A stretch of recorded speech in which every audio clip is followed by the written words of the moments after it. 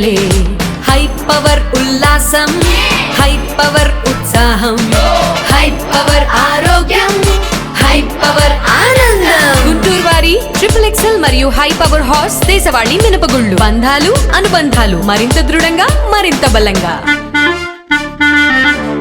జగన్ చుట్టూ కోటరీ ఉందని ఆరోపించిన విజయసాయిరెడ్డి వ్యాఖ్యలను అంబటి రాంబాబు తీవ్రంగా ఖండించారు. ఆయన పార్టీలో ఉన్నంత కాలం జగన్ కు సలహాలు ఇచ్చారని గుర్తు చేశారు. అసలు ఆయనే ఒక పెద్ద కోటరీ అని ఆరోపించారు. గుంటూరులో అంబటి రాంబాబు మీడియాతో మాట్లాడుతూ ఇతర పార్టీలకు లబ్ధి చేకూరేలా విజయసాయిరెడ్డి వ్యాఖ్యలు ఉన్నాయన్నారు. వాటిని పట్టించుకోవాల్సిన అవసరం లేదన్నారు. విజయసాయిరెడ్డి పార్టీ నుంచి వెళ్లిపోవడంతో ఇక కోటరీ ఉండదని చమత్కరించారు.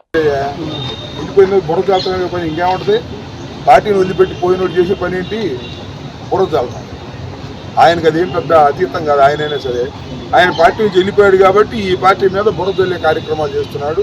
అది ఆయనకి మంచిది కాదని కూడా ఈ సందర్భంగా మనవి చేస్తున్నాం. విజయసాయిరెడ్డి గారు వైఎస్ఆర్ కాంగ్రెస్ పార్టీలో ఒక నాయకుడిగా ఎదిగాడు.